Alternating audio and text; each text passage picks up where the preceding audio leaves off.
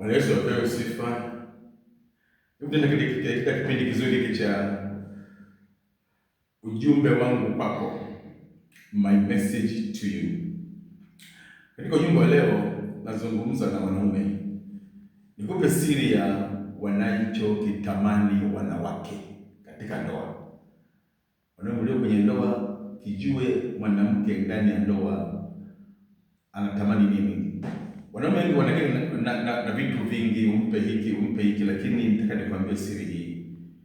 Mwanamke anatamani kitu hiki, anatamani kupendwa. Kwa mujibu wa Efeso sura ya 5 kuanzia fungu la 25 mpaka 28, anasema enyi waume wapendeni wake zenu kama Kristo alivyolipenda kanisa akajitoa kwa ajili yake, ili makusudi alitakase na kulisafisha kwa maji katika neno, apate kujiletea kanisa safi. Na kwa fungu la 28 anasema vivyo hivyo imewapasa waume nao kuwapenda wake zao kama miili yao wenyewe. Ampendaye mkewe jipenda mwenyewe. Sasa hivi jinsi walivyoumbwa wanawake, shauku yake kubwa ni kuona kwamba mume wake anampenda. Umpende. Nikupe siri. Mpende mke wako mpaka ajue kwamba unampenda.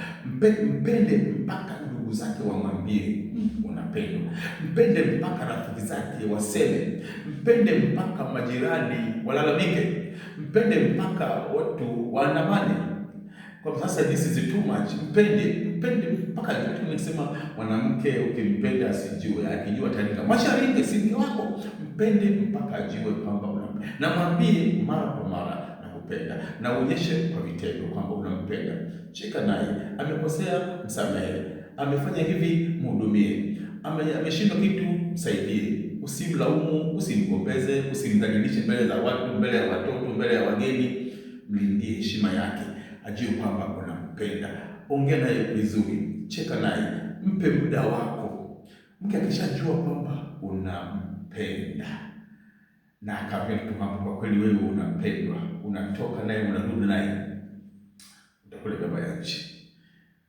Wanawake Mungu alivyowaumba wana vitu vingi vizuri, lakini ufunguo wa kuvipata hivyo vitu ni upendo.